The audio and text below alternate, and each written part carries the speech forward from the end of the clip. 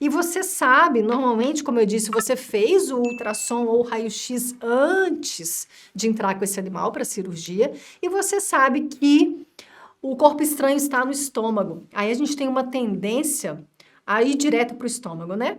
O ideal é você fazer uma inspeção de todo o trato gastrointestinal. Então, de repente, muitas vezes vai ser necessário você abrir mais a sua incisão de celotomia para fazer essa inspeção, principalmente se você acredita que exista a possibilidade do corpo estranho ter algum fragmento lá já intestino delgado, ou se de repente é um corpo estranho linear, que aí você vai ter que fazer incisões no intestino delgado.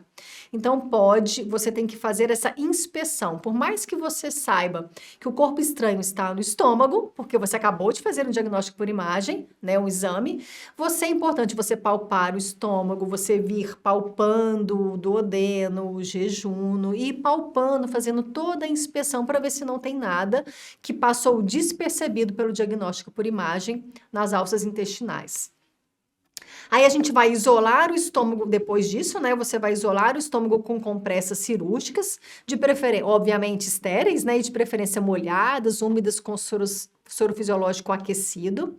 E é importante, não quer dizer que você não consiga fazer sem, mas para facilitar a sua vida, até mesmo porque, como eu disse, a exposição do estômago é difícil, é importante você ter, de preferência, um afastador autoestático, aqueles que param sozinhos, né? Aqui eu trago uma sugestão, então, do afastador Gosset, que é esse que está aqui. O afastador Gosset, então, você coloca e ele para sozinho, você não precisa ocupar a mão do seu auxiliar para manter a cavidade abdominal aberta, até porque você vai precisar da mão dele para fazer outro procedimento que eu já vou falar o que é.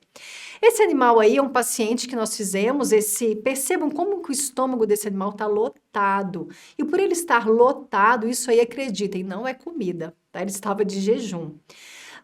Por ele estar bem firme, ele comeu um tapete. Ele comeu um tapete inteiro. Esses tapetes de fita, ele mandou para dentro inteiro. E acreditem, ele comeu 2 vezes tapete. A gente teve que fazer 2 vezes essa cirurgia nele. Era um bulldog, tá? Então percebam como tá bem formado, tá bem preenchido pelo tapete. Foi fácil a gente expor esse estômago, mas perceba que eu também não consigo expor tudo, né? A gente não expõe a porção do piloro e a gente também não conseguiu expor a porção do fundo do estômago. Mas nem sempre você consegue essa exposição igual está nessa imagem. Aí está, porque está todo preenchido pelo tapete que o animal ingeriu. Então, olha, outra figura aqui, um animal que comeu um pedaço de um sofá, né? E aí não estava tão cheio. Então percebam que aqui, olha, eu consegui expor só uma porçãozinha ali do corpo e do estômago. Então não conseguimos pelos ligamentos retirar todo o estômago de dentro da cavidade abdominal. Percebam aqui que nas 2 figuras, o abdômen, olha quanta compressa eu coloquei. Eu protegi todo o abdômen com compressas cirúrgicas, né? Então, percebam que está tudo coberto. Para que isso? Para minimizar a possibilidade de contaminação. Se cair líquido, cai na compressa. Minimamente vai cair dentro do abdômen. Então, as 2 figuras eu trago para mostrar para vocês essa colocação das compressas. Outra coisa de extrema importância, você pode pensar que não é importante, mas é a colocação das suturas de sustentação. Percebam aqui que o veterinário está com um fio no porta-agulha, vai ultrapassar, ele já está ultrapassando aqui, ó, fazendo uma incisão de espessura total nessa região do estômago, e aqui na região um pouquinho mais abaixo, olha, ele já passou um fio. Isso, o que é a sutura de sustentação? Ele vai te ajudar primeiro a guiar a sua incisão. E olha como é importante, tá vendo nessa figura aqui anterior, que eu mostrei já? Nós temos sutura de sustentação de um lado e do outro. Na próxima figura, então, está sendo colocada normalmente, ou mais usualmente, a gente faz isso com fio de nylon. você pegar um nylon 2 zeros, 3 zeros, dependendo do tamanho do seu paciente. Então, isso, o que vai acontecer? Na ponta desses fios, você coloca uma pinça hemostática aqui, uma pinça hemostática aqui, e o seu auxiliar fica segurando. Para que, se você soltar isso aí, o seu estômago volta para dentro da cavidade, ele é aberto, extravasa. Então, isso aí é para o seu auxiliar ficar segurando para que diminua a chance de contaminação. Então, não deixe de fazer a sutura de sustentação.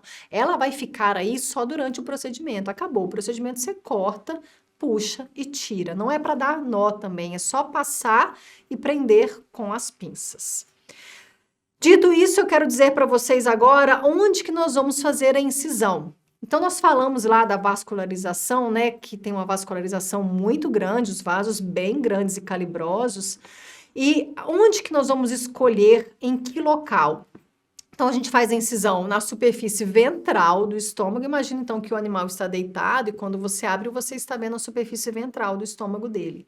E você vai sempre pegar uma área entre a curvatura menor e a curvatura maior. Sempre, acredita em mim, entre essas duas curvaturas vai ter uma região com menos vascularização, ou seja, uma região hipovascularizada. Você vai correr, vamos dizer assim, dos grandes vasos e vai fazer uma incisão longitudinal, né? Nesse sentido, como está sendo mostrado na figura. Que tamanho, professor, eu tenho que fazer essa incisão? Então, olha aí, eu tenho um animal vivo, né? Uma foto de um animal vivo. Então, aqui eu tenho a curvatura maior, com grandes vasos. Aqui, acima, a curvatura menor também, com grandes vasos, né? Artéria gástrica direita e esquerda. E na região do meio, vai ter uma região com vasos menores, com menos vascularização. Óbvio que tem vascularização, óbvio que é uma cirurgia que vai sangrar, mas assim, não fique desesperado, né? Primeiro, o cirurgião com sangramento não pode ficar desesperado. É ele que vai ter que resolver o problema. Então, vai sangrar um pouquinho, mas um sangramento que uma mínima compressão com a compressa resolve. Então, você vai fazer essa incisão longitudinal, obviamente, depois de ter colocado as suturas de sustentação, como eu disse anteriormente. A incisão é feita uma incisão em estocada, como está sendo demonstrado na primeira figura. Nessa região que você delimitou, você vai pegar o bisturi e vai colocar só a pontinha do bisturi, fazendo isso aqui, ó. Vai perfurar com o bisturi. Isso é o que a gente chama de incisão em estocada. E vai aumentar essa incisão com uma tesoura, normalmente a tesoura de Metzenbaum. Que tamanho que precisa ser a incisão? A incisão precisa ser de um tamanho suficiente para a retirada do corpo estranho. Se o corpo estranho for menor, a incisão pode ser menor. Mas igual aquele animal que eu mostrei anteriormente, era um tapete, o animal engoliu ele inteiro praticamente. Então, a gente teve que fazer uma incisão grande para que na hora que eu traciono o corpo estranho, eu não rasgue, né, o meu estômago, né? O estômago precisa ter uma incisão linear, retilínea, feita pelo bisturi. Então, vai depender do tamanho do seu corpo estranho. Se você tiver na sua clínica, é ideal que você tenha, porque a gente não usa esse material que eu vou falar agora somente nesse tipo de cirurgia. O ideal, e não é um equipamento muito caro, é você adquirir aí um sugador. Aqui eu só trago a imagem do sugador, mas obviamente que vem com uma mangueira e uma ponteira que vão ser esterilizados.